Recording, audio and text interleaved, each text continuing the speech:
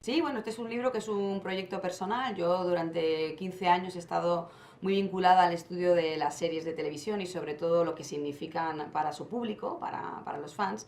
Y quería realmente hacer un homenaje a través de las series que yo consideraba que representaban bastante bien lo que podía suponer un fenómeno fan. Así que en este libro, Adictos a las series, básicamente lo que se hace es un recorrido histórico por las lecciones que hemos aprendido durante estos 50 años de los fans y de lo que han significado las buenas historias de televisión para ellos. Pues bueno, hay muchísimas, ¿no? Sobre todo de que no hay un fandom igual, que el fandom, el fenómeno fan, aunque es algo colectivo, desde luego se vive de una manera muy personal, o sea, cada fan vive su serie y se relaciona con esos personajes, ¿no? que componen esas historias de una manera muy particular y sobre todo que, bueno, que no hace falta que una serie sea muy masiva o con un gran presupuesto para llegar a generar fenómenos fan. Vemos series como, por ejemplo, Mad Men, que con 3 millones de espectadores en Estados Unidos, pues creó un fandom, un fenómeno fan muy coherente y muy compacto y desde luego muy profundo, ¿no? Que es básicamente lo que significan los fenómenos fan. Yo la verdad que me considero fan de muchas series, pero siempre digo que soy fan de Friends, que es la serie con la que me inicié en este mundo de la investigación y que siempre ha significado mucho para mí, tanto personal como profesionalmente. Es una serie que me ha divertido mucho, que me ha relajado muchísimo y que me sigue acompañando, ¿no? Entonces yo creo que soy fan de Friends y seguiré siéndolo siempre, sí. Claro, la idea es básicamente, que es la clave yo creo de la generación de un fenómeno fan, es los personajes y sobre todo las emociones que sean capaces de generar en su audiencia. Sí que es cierto que cuando vemos pues una serie pues nos podemos identificar con unos personajes, pero no es realmente el mecanismo más importante. Sobre todo es pues sensaciones o sentimientos de cariño, de aprecio, de que nos importa ese personaje y esa historia que está viviendo, porque los personajes están muy vinculados a las historias.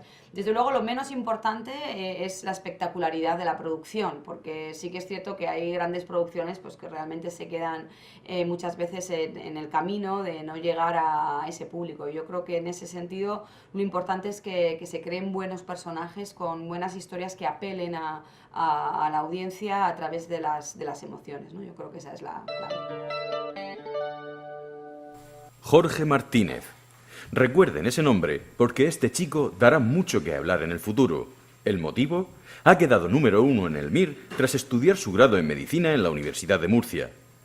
El rector y la vicerrectora de estudiantes, junto a miembros del equipo de canal de su facultad, han querido darle la enhorabuena. Yo creo que sí, yo creo que es un día importante porque estamos recibiendo la grata noticia de que nuestro querido alumno Jorge Martínez Solano pues ha obtenido el primer puesto en los exámenes tan competitivos y tan sumamente complicados que culminan la carrera de medicina para entrar en los médicos internos residentes, ¿no? Entonces, él es el protagonista, a él le tenéis que preguntar. Yo lo único que estoy haciendo aquí ahora mismo es representar a la universidad para darle las gracias por ese empuje, por ese corazón que ha puesto en los estudios, por ese querer ser el mejor, que es muy difícil conseguirlo y por lo tanto lo que hago es con este mensaje darle las gracias, enorme gratitud a nuestro querido alumno que ha conseguido este puesto tan importante. Nosotros nos gustaría muchísimo que él eligiera el Hospital Virgen de la Resaca para hacer este MIR, pero yo creo que es una decisión muy personal y si tiene ahora la posibilidad de elegir cualquier sitio, lo que tiene que hacer es elegir el mejor. El mejor para él desde su punto de vista, donde tendrá que conjugar un montón de aspectos. Por lo tanto, yo solamente le puedo decir, elige el mejor, que te lo has ganado y te lo has merecido. El rector ha querido homenajear a Jorge con un privilegio que solo tienen muy pocas personalidades, entre ellas el rey Felipe, y ha sido firmar en el libro de oro de la universidad. Jorge no esperaba ser el primero, aunque sabía que tenía una estupenda calificación.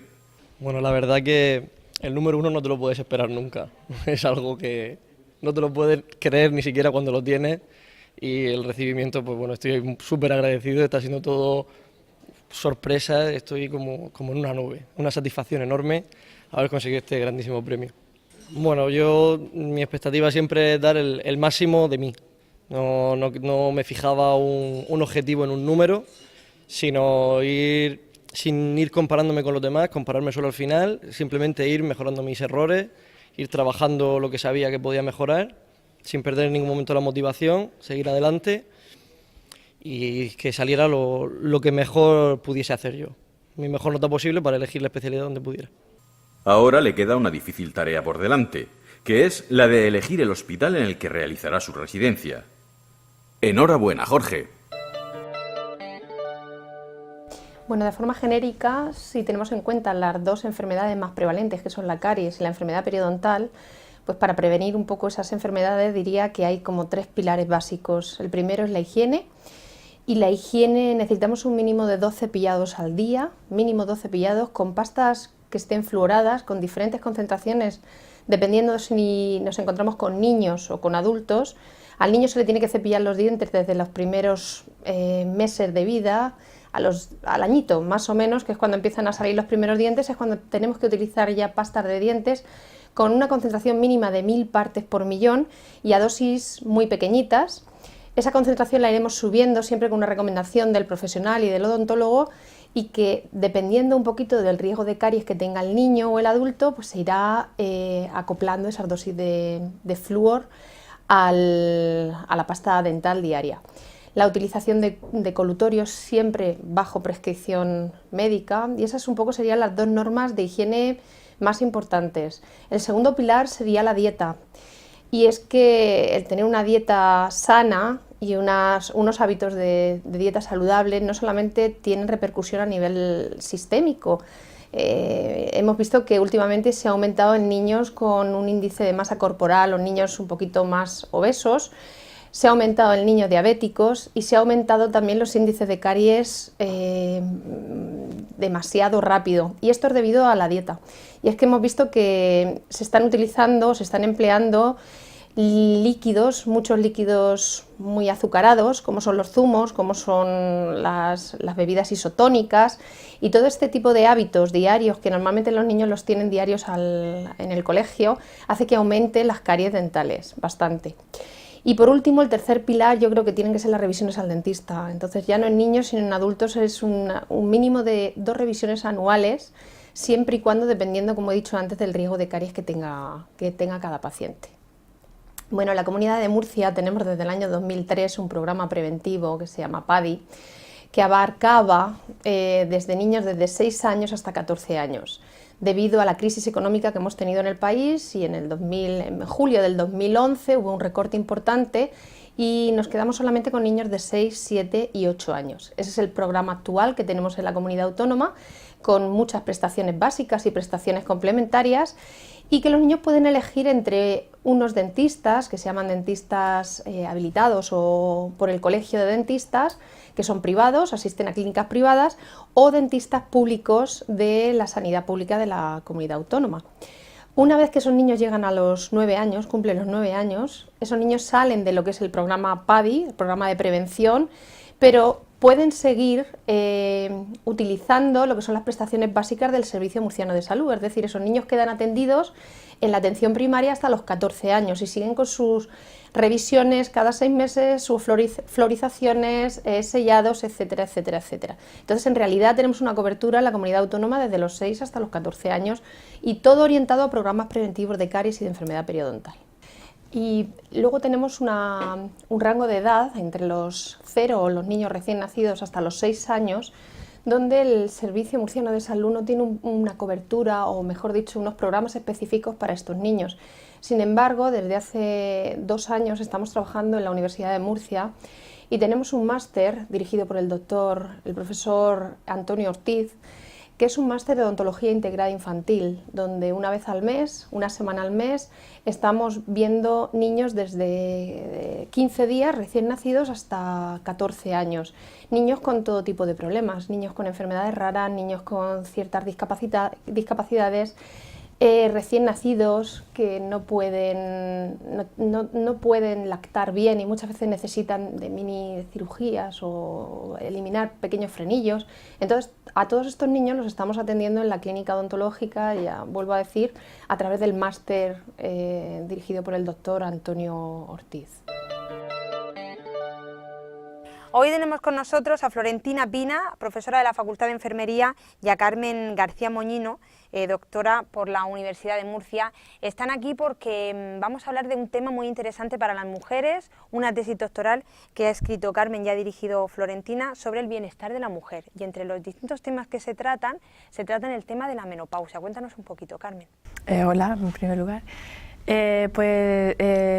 La menopausia es completamente diferente al climaterio. Son dos conceptos que se confunden, pero el climaterio es una etapa que va desde 6 años antes de la menopausia hasta casi 6 años después de la menopausia. Y la menopausia realmente es la pérdida de la regla, es la última regla.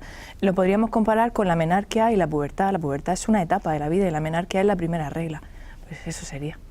En tu tesis doctoral dirigida por Florentina, lo que intentas es dar como consejos a las mujeres para hacer más livianos los síntomas de la menopausia. ¿Cuáles serían esas medidas que podemos llevar a cabo todas, no sé a partir de qué edad debemos llevarlas a cabo para tener una menopausia más tranquila? A partir de todas las edades.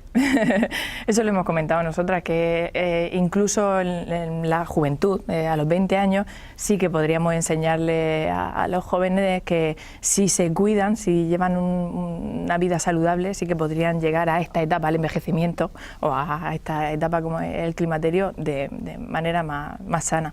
Lo recogemos nosotros en nuestra tesis y lo dice la Organización Mundial de la Salud.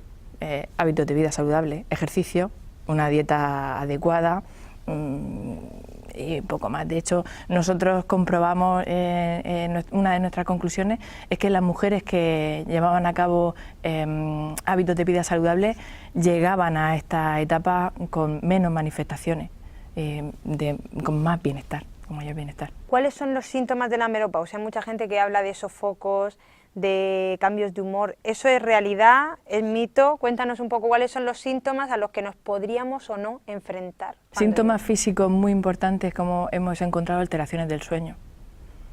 Que no solo nosotros, hay muchos estudios sobre las alteraciones del sueño en el climaterio. Debido a los sofocos, debido al nerviosismo y luego las alteraciones sexuales. La manifestación que nosotros encontramos más presente fue las relacionadas con la disfunción sexual. Sequedad vaginal, que eso lleva a la dispareunia, lleva a problemas de pareja, problemas sexuales, y también nerviosismo, ansiedad, depresión en otras ocasiones. Los síntomas psicológicos también se dan mucho. Junto a estas medidas que habéis establecido para aliviar estos síntomas de la menopausia, ¿a qué otras conclusiones has llegado en la tesis doctoral? La principal conclusión es que las mujeres no relacionan su pérdida de bienestar cuando alcanzan esta etapa con la menopausia realmente. O sea, no es perder la regla lo que les lleva a perder el bienestar o a sentirse menos satisfechas, sino que relacionan la llegada de esta etapa con el envejecimiento. Entonces, el detrimento de la imagen corporal en una etapa que vivimos ahora mismo, en un siglo que vivimos, que la belleza prima, eso es lo que lleva a la mujer a sentirse mal, digamos, a sentirse insatisfecha, que relacionan el climaterio con el envejecimiento. Florentina, directora de esta tesis doctoral y autora de investigaciones y de docencia en relación con la salud, la mujer y cuidados. Diriges un máster también sobre este asunto. Cuéntanos un poquito cuál sería esa relación que podríamos establecer entre salud, mujer y cuidados. ¿Cómo debemos cuidarnos y cómo lo trasladáis eso en el máster que diriges?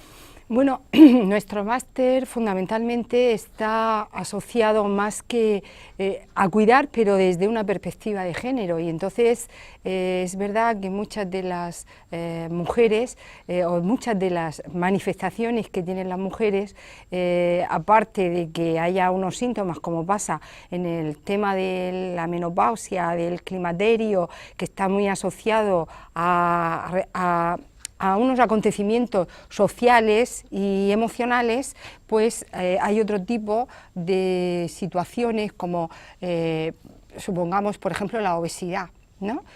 ¿Por qué las mujeres ¿por qué las mujeres están, hay muchas más mujeres obesas que hombres? Pues es uno de los temas que nosotros trabajamos en el máster y vemos si hay una perspectiva de género y estudiamos ahí cuáles son esas situaciones, porque, por ejemplo, el sistema sanitario insiste mucho más en que cuando ve a una mujer obesa, insiste mucho más o tiene más apreciación con ella y incluso le culpa mucho más que a un hombre, pues esos temas los tratamos. Exactamente también en el tema del climaterio, pues como bien ha comentado Carmen, pues hay un tema cultural, y ¿qué nos pasa en nuestra cultura europea? Pues que el tema del climaterio se vive como una crisis, la pérdida de esas reglas, ¿no? Mientras que, porque está muy asociada al envejecimiento. Sin embargo, pues otros países como mucho más deprimidos, como puede ser África, etcétera, esa menopausia o ese climaterio se vive como una liberación, porque ya ya ha acabado su etapa reproductiva. Este máster, bueno, pues creo que abre una vía muy interesante porque ahora mismo está en debate el tema de la igualdad, ¿no? Y nosotros realmente lo que aquí sostenemos en este máster es que si hay una desigualdad en la salud, tanto por el tratamiento que los propios sanitarios, como yo misma, tratamos a las propias mujeres, lo que son las médicas o la enfermería, etcétera, tenemos un aspecto muy diferente en el tratamiento si somos hombres y mujeres, porque las mujeres en salud nos comportamos de distinta manera. Un hombre acude especialmente a un servicio de urgencias cuando tiene unos síntomas muy graves. Sin embargo, una mujer acude más a un centro de salud porque intenta cuidarse más. ¿Por qué? Porque hay una connotación cultural del cuidado, tanto en la familia, etcétera, etcétera, y entonces ella intenta plasmarlo también en ella misma. Si ella no está bien, pues no puede cuidar al resto de la familia. También en este máster insistimos mucho y hay un acento especial en la violencia de género, que es un debate que ahora mismo está socialmente muy, por desgracia, muy en la sociedad, estamos viendo cada día que esto es una lagra que no para y que bueno, pues los sanitarios tenemos que tener una formación específica en este sentido, porque también nosotros tenemos interiorizados connotaciones culturales sobre la violencia de género y entonces insistimos mucho en este aspecto.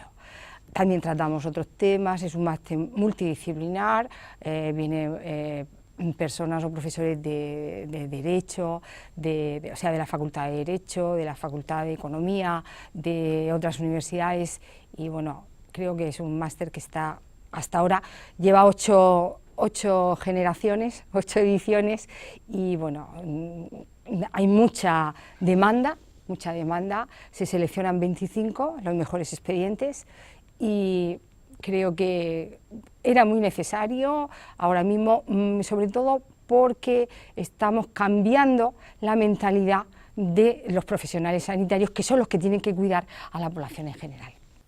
Pues Carmen, Florentina, muchísimas gracias por estar aquí. En canalum.es vamos a hablar muchísimo de tesis doctorales porque son, verdad, una de las fuentes principales de conocimiento de la Universidad de Murcia y vamos a intentar contarles a ustedes todos los hallazgos que, como Carmen, no sé cuánto tiempo te ha llevado a hacer esta tesis doctoral. 2 años y 3 meses. Las tesis doctorales cuesta mucho trabajo hacerlas, ¿verdad? Parece que uno cuando la hace es algo que de repente emana rápidamente, pero es un trabajo importante y eso es lo que nosotros vamos a intentar trasladar aquí en canalum.es.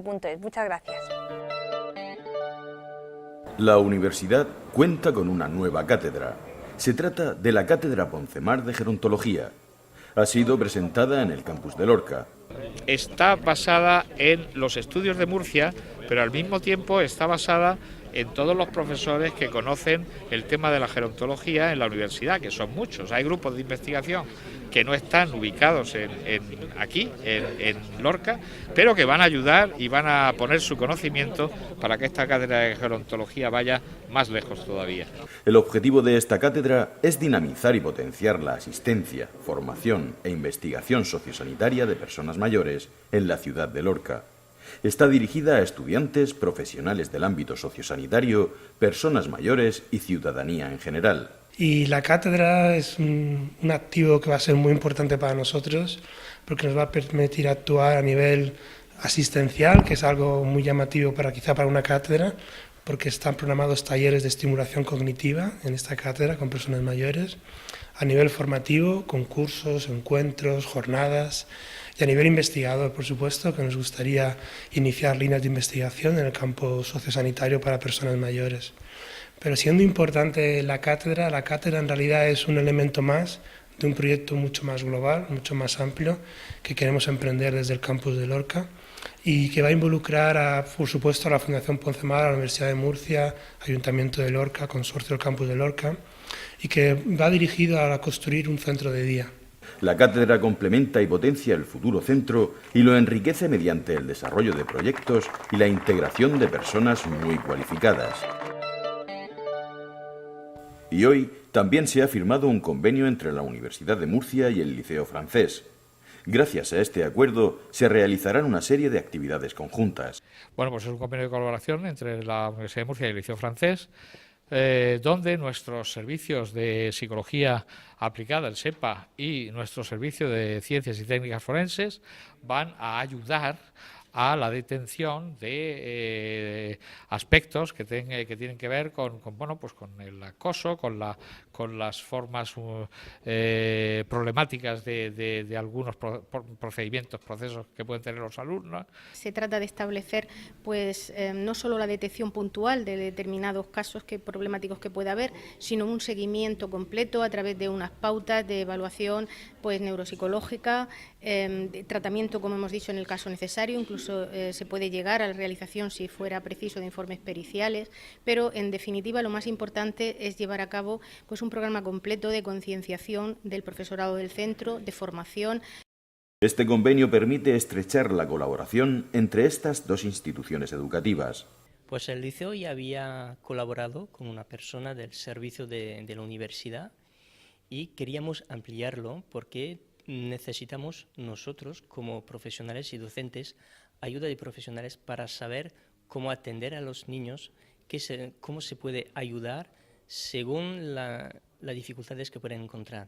Hay algo muy original en este convenio, ¿sabe? Porque es la primera vez que un liceo francés firme tal documento, tal convenio con una grande universidad para tratar de lo que es lo más importante para los padres y los docentes, el niño. Cómo puede aprender, cómo se construye su personalidad y cómo se encuentran dificultades que los docentes pueden enfrentar, pero no se resuelve todo solo. A este acuerdo se sumarán otros que en un futuro no muy lejano rubricarán estas dos instituciones. El edificio Luis Vives ha acogido las primeras jornadas médicas sobre patología mastocitaria, una enfermedad rara que afecta a 5 de cada 10.000 habitantes. Esta enfermedad afecta a los mastocitos, que son unas células que hay en la sangre. Esta enfermedad se puede tener cuando naces o después de adulto y es una enfermedad que no se cura y están investigando sobre ella porque es una enfermedad rara que afecta a muy pocas personas y que entonces es difícil de estudiar. En este encuentro se han dado las claves sobre el tratamiento de esta enfermedad que tiene síntomas muy variados. Pues mira, los síntomas son muy variados porque depende de cada uno. Puede empezar desde un flushing, una rojez, porque nos afectan mucho los cambios de temperatura, el calor, el frío. Puedes tener también, sobre todo, muchos problemas intestinales, te puede afectar el hígado, el bazo. Y luego también, ya el caso lo más grave son los shock anafilácticos. La Asociación Española de Enfermos de Mastocitosis, una de las entidades organizadoras de las jornadas, sigue trabajando para mejorar los tratamientos y la calidad de vida de los pacientes. La periodista y profesora de la Universidad de Murcia, Carmen Castelo, presentó su libro Periodismo con sentido común, el caso García Martínez, una obra homenaje a un gran periodista murciano. Pues quien compre Periodismo con sentido común, el caso García Martínez, puede encontrar un ensayo biográfico, un ensayo que es la parte que se analizaron de las zarabandas de García Martínez y su biografía, porque ha sido muy generoso, pensando que se moría, que tenía que dejar su historia contada y me ha cedido pues lo que es su biografía y la historia de García Martínez. El protagonista de la obra, García Martínez, estuvo presente en el acto en el que se rindió homenaje a su obra. García Martínez es un periodista que lleva ni más ni menos que 53 años escribiendo en un mismo medio de comunicación, el diario La Verdad, de ellos 43 años escribiendo una columna de opinión. Eso hace de él un periodista singular.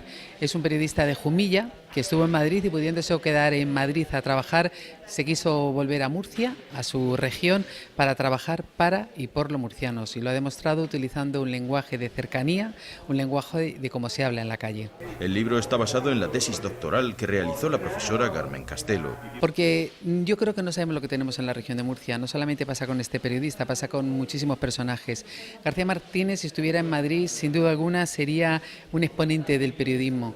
Y aquí el carácter innovador de este personaje a mí me llamó mucho la atención. Él creó La Verdad Joven, un periódico que era para niños. La contraportada estaba escrita en un lenguaje para niños, no noticias para niños, sino las noticias que ocurrían en la semana se trasladaban con un lenguaje para niños. Esto ha hecho que fuera el único caso en España y además que le diera a Murcia el Premio Nacional de Periodismo. Pueden adquirir el libro, editado por Fragua, en la librería Diego Marín de Murcia.